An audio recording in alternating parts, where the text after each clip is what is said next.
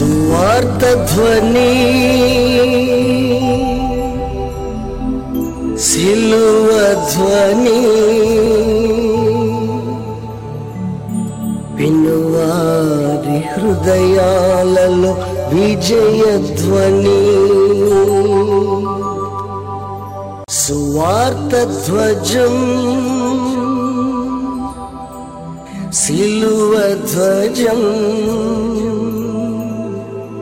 వినువారి హృదయాలలో విజయ ధ్వజం, వినువారి హృదయాలలో విజయ ధ్వజం.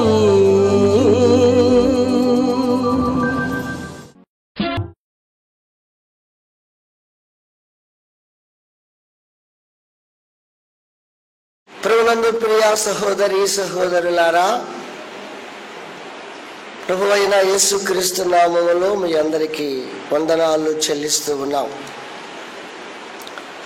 కృపా సువార్త ధ్వని అన్న ఈ మా కార్యక్రమాన్ని మీరందరూ క్రమం తప్పకుండా చూస్తున్నారు అని మేము నమ్ముచున్నాం. పరిశుద్ధ గ్రంథము నుండి 41వ కీర్తన 1-2 వచనాలు నేను చదువుతున్నాను. బీదలను కటాక్షించువాడు ధన్యుడు, ఆపత్కాలమందు యెహోవా వానిని తప్పించును, యెహోవా వానిని కాపాడి బ్రతికించును. భూమి మీద వాడు ధన్యుడగును, వాని శత్రువుల ఇచ్చకు నీవు వానిని అప్పగింపవు. 3వ వచనం, రోగశయ్య మీద యెహోవా వానిని ఆదరించును, రోగము కలుగగా నీవే వానిని స్వస్థపరచుదువు. దేవునికి మహిమ కలుగునగాక. చిన్న ప్రార్థన. తండ్రి, మీ నామమునకు స్తోత్రాలు వందనాలు చెల్లిస్తూ ఉన్నాం. తండ్రి, చదివిన వచనాలు మేము ధ్యానించుచూ ఉండగా పరిశుద్ధాత్మ దేవా, మీ దాసుని అభిషేకించండి. టీవీ ద్వారా ఎంతమంది ఎక్కడెక్కడ వింటున్నారో వారందరి మనస్సులలో, వారి హృదయాలలో మీ కార్యము జరుగుటకు సహాయము చేయండి. ఒక ప్రత్యేకమైన విషయాన్ని మేము ధ్యానం చేస్తూ ఉండగా మా ద్వారా మీ స్వరాన్ని వినిపించుమని, మీ బిడ్డలను దర్శించుమని యేసు నామమున వేడుకొనుచున్నాము తండ్రి, ఆమేన్. చూడండి, ఇక్కడ దావీదు కీర్తన అని వ్రాయబడింది. ఇక్కడ ఏమంటున్నాడు అంటే, బీదలను కటాక్షించువాడు ధన్యుడు, ఆపత్కాలమందు యెహోవా వానిని తప్పించును, యెహోవా వానిని కాపాడి బ్రతికించును. భూమి మీద వాడు ధన్యుడగును, వాని శత్రువుల ఇచ్చకు నీవు వానిని అప్పగింపవు. రోగశయ్య మీద యెహోవా వానిని ఆదరించును, రోగము కలుగగా నీవే వానిని స్వస్థపరచుదువు. దేవునికి మహిమ కలుగునగాక. ప్రియులారా, మన బైబిల్ గ్రంథం ఒక మహాసముద్రము లాంటిది.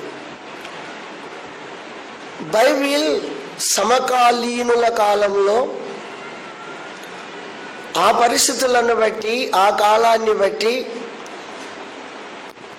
భక్తులు ఆ టైంలో ఎలా స్పందించాలో, ఎలా వ్రాయాలో వ్రాశారు. ఆ కాలములో పరిశుద్ధాత్మ దేవుడు వారిని తన బిడ్డలుగా ఉపయోగించుకున్నాడు. బైబిల్ వాక్యము ఆ కాలానికి అంతటికే సరిపోయిందైతే ఈ కాలంలో ఉన్న మనం ధ్యానం చేయనవసరం లేదు. కానీ బైబిల్ గ్రంథంలో ఉన్న ఒక చిత్రమైన సంగతి ఏంటంటే, బైబిల్ అనేది రచయితలు చనిపోయినా, వారి సమకాలీనులు చనిపోయినా, బైబిల్లో ఉన్న ప్రతి మాట దేవునిది గనుక దీనిలో ఉన్న సమాచారము ఇటు పాత నిబంధన కానీ ఇటు క్రొత్త నిబంధన కానీ ఇది నడుస్తూనే ఉంది. ప్రియులారా, బైబిల్కు మనం ఒక పేరు పెట్టవచ్చు. ఇది నడుస్తూ ఉన్న చరిత్ర. దేవునికి స్తోత్రం. ఇది ఆగిపోయేది కాదు, ఇది సాగుతూనే ఉంటుంది.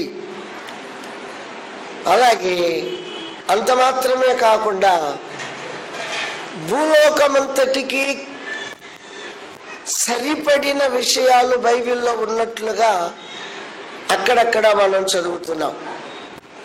ఇదెందుకు మనం అర్థం చేసుకోవాలి అంటే, కొంతమంది తెలిసి తెలియక ఏమన్నారు అంటే బైబిల్ గ్రంథం విషయంలో ఇది ఇజ్రాయేలు చరిత్ర మాత్రమే గాని ఇది ప్రపంచ ప్రజలకు సంబంధించినది కాదు అని కొంతమంది దీని మీద అన్నారు.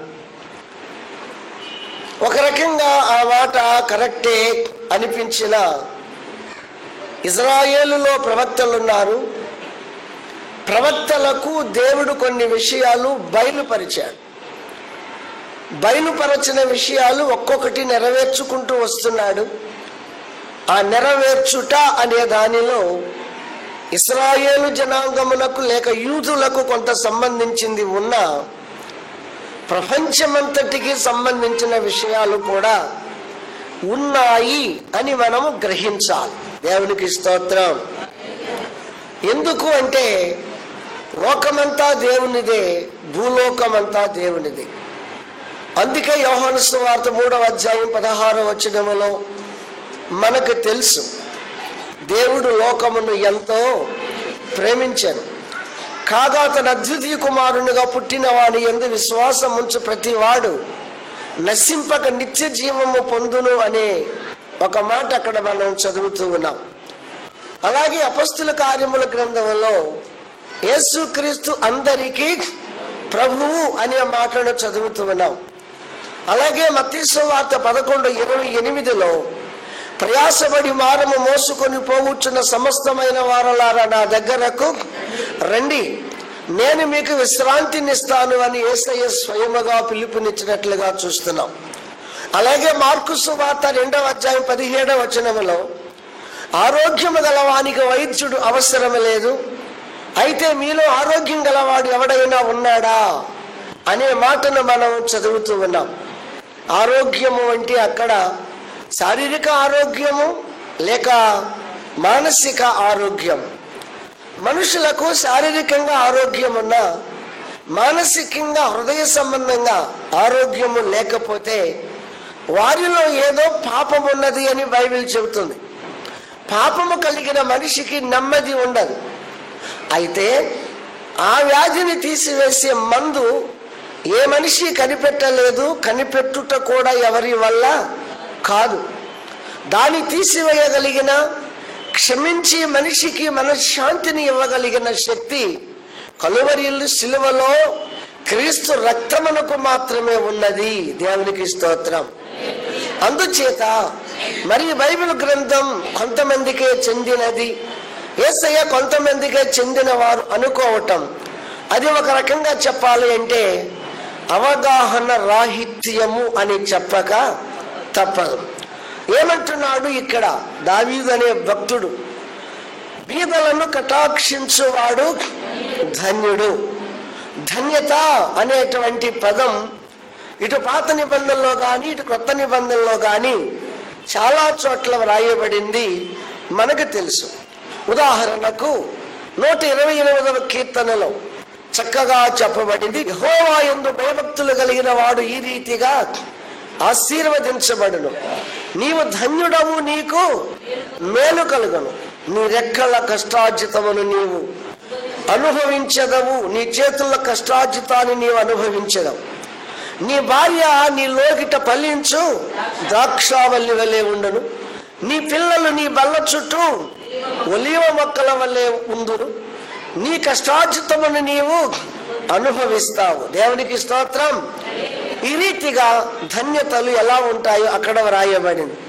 అంత మాత్రమే కాకుండా ఇంకా బైబిల్ గ్రంథంలో చాలా స్థలాలలో ఇలా చేస్తే మీరు ధన్యులవుతారు, ఇలా ఉంటే మీరు ధన్యులవుతారు, ఇదిగో ఈ వాక్యమును పాటిస్తే మీరు ధన్యులవుతారు, ఈ ధర్మశాస్త్ర ప్రకారంగా జీవిస్తే మీరు ధన్యులవుతారు, ఇదిగో ఈ రీతిగా మరి దేవుడు చెప్పినట్లుగా మీరు చేస్తే ధన్యులవుతారు అనే మాట బైబిల్లో చాలా చోట్ల వ్రాయబడింది. తెలుగులో ధన్యత అనే పదం దగ్గర ఇంగ్లీష్లో ఏమి దాన్ని తర్జుమా చేశారంటే, అయితే ఇంగ్లీష్లో బ్లెస్సెడ్ అని ఉంది. బ్లెస్సెడ్ అని ఉంది. బ్లెస్సెడ్ అంటే ఆశీర్వాదము, బ్లెస్సెడ్ అంటే ఆశీర్వదింపబడినవారు. ధన్యత అనే పదాన్ని ఆంగ్ల భాషలోని మనం తీసుకుని చెప్పాలి అంటే, ధన్యత అంటే అది ఒక ఆశీర్వాదకరమైన విషయము అని మనము గ్రహించాలి. దేవునికి మహిమ కలుగును గాక. దీనిని మనం ఇట్లా తర్జుమా చేసుకోవచ్చు. ధన్యత అంటే ఏంటండి అని అంటే, ఆశీర్వదించబడటం అండి. దేవుడు మనకు చేస్తున్న మేలులను మనము అనుభవించటం అండి. బ్లెస్సింగ్స్ అంటాం కదా, ఆ అర్థం అండి మనం సహజంగా చెప్పవచ్చు. దయచేసి ఇక్కడ వినండి. ఎవరు ధన్యులు, ఎవరు దీవించబడతారు, ఎవరికి దేవుడు మేలు చేస్తారు అనే విషయాలు స్పష్టంగా రాయబడ్డాయి. నేను మళ్ళా వచనాలు చదువుతున్నాను, మీరు కూడా చూసుకోండి. బీదలను కటాక్షించువాడు ధన్యుడు. ప్రియులారా, ఈ ప్రపంచంలో మన దేశంలో కానీ ఇతర దేశాలలో కానీ బీదలు ఆనాడు ఉన్నారు, చెప్పండి ఈనాడు కూడా ఉన్నారు, చెప్పండి రాబోయే కాలంలో కూడా ఉంటారు. ఎందుకంటే యేసయ్య మాటనే ఈ మాట దగ్గర మనము చేర్చుకుందాం. యేసయ్య చెప్పిన మాటను మనం జ్ఞప్తికి తెచ్చుకుందాం. దేవునికి స్తోత్రం. యేసు ప్రభు వారు సువార్త యాత్ర చేస్తూ ఉన్న సమయంలో ఒక వేశ్య యేసయ్య పాదాలు కన్నీటితో కడిగి కురులతో ఆ తడిని తుడిచి, దేవునికి స్తోత్రం, ఆమె యేసయ్య పాదాలను ముద్దు పెట్టుకుంటూ నన్ను క్షమించయ్యా అని ఆమె ఏడుస్తూ ఉన్నట్లుగా మనం ఒక ధనవంతుని ఇంట్లో యేసయ్య అక్కడికి భోజనానికి ఆహ్వానించిన ఇంట్లో జరిగిన విషయాన్ని మన క్రైస్తవులు వింటూ ఉంటారు, బోధకులు మనకు చెప్తూ ఉంటారు, మనకు ఆ స్టోరీ తెలుసు. ఇక్కడ మనకు కావలసిన మాట ఏంటంటే, ఎవరైతే యేసుక్రీస్తుని శిష్యులను భోజనానికి పిలిచారో ఇంటి యజమానునికి అది ఇష్టం లేదు. ఏమి ఇష్టం లేదు? యేసయ్య రావడం ఇష్టమే, శిష్యులు కూడా రావడం ఇష్టమే, ఆ ఇంట్లో వారు భోజనము చేయటం కూడా చెప్పండి ఇష్టమే. అయితే వేశ్య వచ్చి యేసయ్యను ముట్టుకొనుట, వేశ్య వచ్చి యేసయ్య పాదాలు పట్టుకొనుట, కన్నీటితో కాళ్ళు కడుగుట, కురులతో ఆ తడిని తుడుచుట, విలువైన అత్తరు తెచ్చి యేసయ్య పాదములకు పూస్తూ కన్నీటితో పాపాలు ఒప్పుకొనుట అనేది ఆయనకు ఇష్టం లేదు. అందుకని తన మనస్సులో ఆయన అనుకున్నాడు కదా, ప్రియులారా, యేసుక్రీస్తు గొప్పవాడని నేను పిలిచాను కదా, యేసుక్రీస్తు ప్రవక్త అని నేను పిలిచాను కదా, మరి ఏంటి ఆమె ఒక కుల్లట, వ్యభిచారిని తెలుగులో కుల్లట అంటారు. వ్యభిచారిని తెలుగులోనే పతిత అంటారు. పతిత అనే పదానికి ఆపోజిట్ వర్డ్ పతివ్రత. పతి అంటే భర్త, వ్రతం అంటే నిష్ఠ. ఏ స్త్రీ తాను కట్టుకున్న భర్తతో కాపురము చేస్తూ ఉందో ఆమె పతివ్రత అని తెలుగులో మనం చెబుతూ ఉన్నాం. ఎవరు ఆ వ్రతాన్ని విడిచిపెట్టి ఇష్టానుసారముగా జీవిస్తే, లేక అక్రమ సంబంధాలు పెట్టుకుంటే ఆమె పతివ్రత కాదు. త్వరగా చెప్పండి. వ్రతం తీసేసి ఏమంటారంటే పతిత అంటారు. అందుచేత పతివ్రత ధర్మాన్ని మెయింటైన్ చేయడం చాలా అవసరం. ఈయన యూదుడు, వీళ్ళకి నిష్ఠ ఉంది. అందుచేత ఏమనుకున్నాడు అంటే, యేసుక్రీస్తు గొప్పవాడు కాబట్టి ఆయనేదో పిలుచుకున్నా, ఆయన కూడా యూదుడే అని అభిమానంతో మంచి మాటలతో ఆయన పిలిచాడు. ఈమె వచ్చి అలాగూ చేసేసరికి ఆయన మనస్సులో అనుకున్నాడు కదా, ఏమనుకున్నాడంటే, ఈయన ప్రవక్తని నేను పొరపడ్డానా, ఈయన గొప్పవాడని నేను పిలిచానా, ఆమె వచ్చి ఆమె ఒక కుల్లట, ఆమె ఒక పతిత, ఆమె వచ్చి ముట్టుకుంటే చూస్తూ ఊరుకుంటాడేంటి అని తన మనస్సులో బాధపడ్డాడు. మనస్సులో అనుకుంటున్న విషయాన్ని యేసయ్య హృదయ రహస్యములు ఎరిగిన వాడు గనుక ఆయన మనస్సులో ఇందుకు పిలిచిన వ్యక్తి అనుకుంటున్న దానిని ఆయన మనసులో గ్రహించిన వాడే వెంటనే యేసయ్య కల్పించుకున్నాడు. ఈ జవాబు కూడా నేను మీకు చెప్తాను, అవసరం, దయచేసి వినండి. యేసయ్య ఆ వ్యక్తిని పలుకరించాడు. ఆ వ్యక్తి పేరు సీమోను. ఏమయ్యా, నీకు ఒక చిన్న కథ నేను చెబుతాను అన్నాడు. అంటే ఆయన చెప్పండి అన్నాడు. ఏమని చెప్పాడు అంటే, మరి ఒక వ్యక్తి ఆహ్వానించారు అతిథులను. వారు ఆ ఆహ్వానాన్ని అందుకొని ఆ ఇంటికి ఆతిథ్యం పొందటానికి వచ్చారు. అయితే పిలిచిన వ్యక్తి మర్యాదపూర్వకంగా కాళ్ళు కడుక్కుంటానికి నీళ్లు కూడా ఇవ్వలేదు. కాళ్ళు కడుక్కుంటానికి కనీసం కాళ్ళు కడుక్కునే నీళ్ళన్నా ఇవ్వాలి కదా, ఒక లోటాతోనో ఒక చెంబుతోనో. కాళ్ళ నిండా ఆ రోజుల్లో వాహనాలు తక్కువ, నడక ప్రయాణము ఎక్కువ కదా, కాళ్ళ నిండా దుమ్ము చేరుతుంది కదా. అలాగే ఉండి భోజనం చేయటం మర్యాద కాదు కదా. ఇది మన భారతదేశంలో కూడా ఉంది, బైబిల్లో కూడా ఉంది. మరి కనీసం కాళ్ళు కడుక్కునే లోనికి వచ్చి భోజనం చేయాలి, కనీసం నువ్వు కాళ్ళు కడుక్కుంటానికి నీళ్లు కూడా ఇవ్వలేదు. అయితే ఆమె చూడయ్యా, కన్నీటితో నా పాదాలు కడిగింది. నీ అనుకోవచ్చు మనసులో, ఆమె ఒక పాపి కాబట్టి ఆ రీతిగా చేసింది, నాకేమి కర్మ అని నువ్వు అనుకోవచ్చు. కానీ ఒక విషయాన్ని చెబుతాను, వినండి. ఈ పాపాలు చేసే విషయంలో కొందరు ఎక్కువగా పాపాలు చేయొచ్చు, కొందరు తక్కువగా పాపాలు చేయవచ్చు. నీ దృష్టిలో నువ్వు తక్కువ స్టాండర్డ్లోనే చిన్న చిన్న తప్పులే నువ్వు చేసి ఉండవచ్చు. నీ లెక్కలు చూసుకుంటే ఆమె నీకంటే ఘోరమైన పాపాలు చేసి ఉండవచ్చు. అయితే ఒక విషయం చెబుతున్నాను విను. ఆమె ఎక్కువ పాపాలు చేసింది గనుక ఆమె ఎక్కువగా ఏడ్చింది గనుక ఆమె ఎక్కువ పాపాలు క్షమించబడ్డాయి. దేవునికి స్తోత్రం చెప్పండి. హల్లెలూయా. మీలో ఎవరికైనా ఈ మాట దగ్గర మీకేమనిపిస్తుంది? యజమానుడు ఇంటివాడు తృణీకరించాడు గాని యేసయ్య ఆమెను తృణీకరించలేదు సరిగదా ప్రియులారా. ఆమె కన్నీటి పైన, ఆమె మనస్తాపన పైన, ఆమె దుఃఖము పైన, ఆమె పాపపు ఒప్పుకోలు పైన యేసయ్య దృష్టి పెట్టాడు. మనం చూస్తూ ఉన్నాం, యేసు అనగా పాపుల రక్షకుడు. దేవునికి స్తోత్రం. నే పాపులనే పిలవచ్చితిని గాని నీతిమంతుల కోసం రాలేదు అన్నాడు. నశించిన దానిని వెతికి రక్షించుటకు మనిషి కుమారుడు ఈ లోకమునకు వచ్చాడు. లోకసువార్త 19:10. దేవునికి స్తోత్రం. అందుచేత ఇంతకీ ఆ అమ్మాయి క్షమాపణ పొంది వెళ్ళిందా, పొందకుండా వెళ్ళిందా? నువ్వు ఆలోచించండి. ఆమె ఎక్కువగా తప్పులు చేసింది కాబట్టి ఎక్కువగా ఏడ్చాను. నేను ఆమెను క్షమిస్తున్నాను. ఆమె తప్పు చేసింది, నేను క్షమాపణ క్షమించే హక్కు నాకు ఉంది. నీకేంటి? కనీసం నేను నీతిమంతుణ్ణి కదా అనే గర్వంతో నీవు మామూలు నీళ్ళు కూడా ఇవ్వలేదు, నేను పాపిని కదా అని ఆమె భయపడుతున్న పాదాలు ఈ రీతిగా చేసింది. ఆమె పాపాలు క్షమించబడ్డాయి. దేవునికి స్తోత్రం. అందుకు మీకు చెబుతున్నా, ఇక్కడ టీవీ ద్వారా వింటున్నా మీలో గాని, ఇక్కడ కూర్చున్న వారిలో గాని, నేను ఘోరమైన పాపాలు చేశానే, నేను ఒక దుర్మార్గురాలినే, అలాగే మగాళ్ళైతే నేను ఒక హంతకుణ్ణే, నేను ఒక వ్యభిచారినే, నేను ఒక దేవునికి వ్యతిరేకముగా జీవించిన వాడనే అని నిజంగా నీకు ఎప్పుడైనా అనిపిస్తే మీరు ఒకటి గ్రహించాలి, మీ మనస్సాక్షి మీ మీద నేరారోపణ చేస్తుంది. నీవు పాపివి అని నీ మనసే నీకు జ్ఞప్తికి తెస్తుంది. అప్పుడు నువ్వేం చేయాలి? అతిక్రమములు, మనస్సాక్షి గుర్తుకు తెచ్చిన పాపాలను కప్పి పెట్టుకునే ప్రయత్నము చెయ్యకూడదు. ఎందుకంటే బైబిల్లో ఉంది, అతిక్రమములు దాచిపెట్టువాడు వర్ధిల్లడు, ఒప్పుకొని విడిచిపెట్టువాడు కనికరించబడతాడు. దేవునికి స్తోత్రం. మీలో అలాంటి వారు ఎవరైనా ఉన్నారా?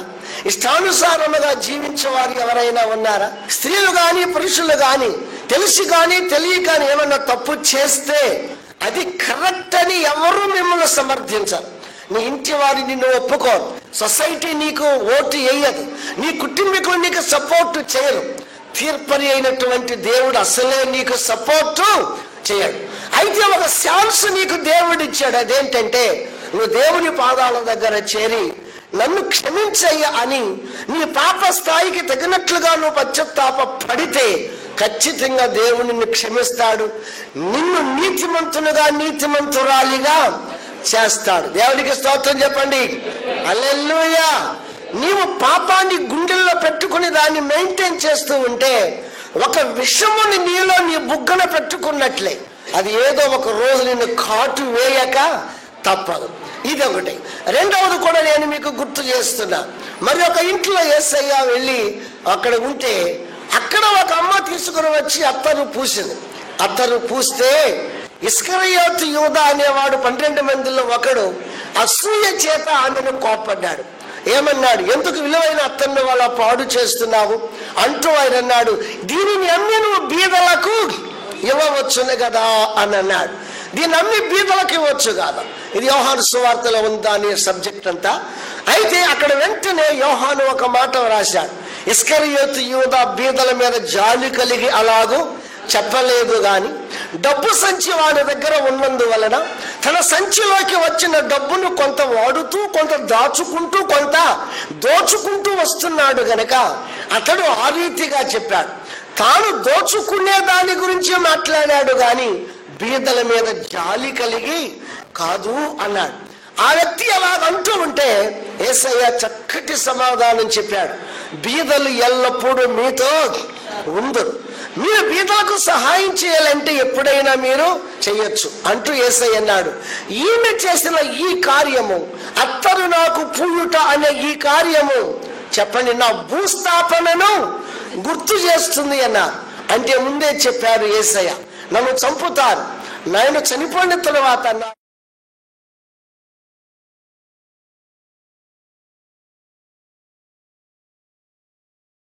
తండ్రి మీ నామమునకు స్తోత్రాలు వందనాలు చెల్లిస్తూ ఉన్నాం. బీదలను కటాక్షించువాడు ధన్యుడని, అలాగూ చేసే వారికి దేవుడు తప్పక సహాయము చేస్తారు అని, ఏ ఏ రీతులుగా సహాయపడతారో, మహాభక్తులను ఏ రీతిగా మీరు ఆదుకున్నారో, ప్రాక్టికల్గా మమ్మల్ని ఎంత మీరు దీవించారో, అలాగే మా సంఘాన్ని ఎంత అభివృద్ధి మీరు చేస్తున్నారో మీకే మహిమ. ఈ వర్తమానం ద్వారా మీరు మాట్లాడినందుకు స్తోత్రాలు. ఈ వాక్య సందేశము నీరు కట్టి ఫలింప చేయమని, కఠినాత్ములు ఎవరైనా ఉంటే లేదా ఇంకా ఎవరైనా సహాయపడుతూనే మారు మనసు సరిగ్గా లేని వారు ఎవరైనా ఉంటే, ఎవరైనా మగాళ్ళు ఇష్టానుసారముగా జీవించే వాళ్ళు ఎవరైనా ఉంటే తండ్రి ఈరోజు ఈ సందేశము ద్వారా వారు అసలైన అవగాహనలోనికి రాగలుగున్నట్లుగా కృప చూపమని, ఒకవేళ మా ద్వారా మేలు పొందిన వారు మాకు తిరిగి సహాయం చేసినా చేయకపోయినా పరలోకమందు మీరు మా కోసం మాకు తగిన దానిని ఏర్పాటు చేశారు, భూమి మీద మమ్మలను భాగ్యవంతులుగా చేస్తారు అని మీ వైపు చూస్తూ ముందుకు వెళ్ళుటకు సహాయం చేయమని, ఈ టీవీ ద్వారా ఎంతమంది అయితే ఈ వాక్యాన్ని విన్నారు వారి హృదయాలలో గొప్ప మార్పు కలిగించుమని, అల్లేలు ఇంకా సహాయపడే వారు ఉంటే వారిని ఇంకా దీవించుమని, విశ్వాస నియమములు నడిపించబడుతున్న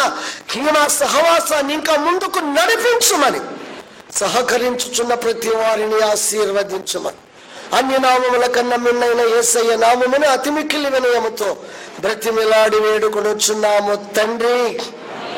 ఆమేన్ ఆమేన్. యేసుని మాటలు వినగా వినగా మనసుకు శాంతి, ఆత్మకు రక్షణ.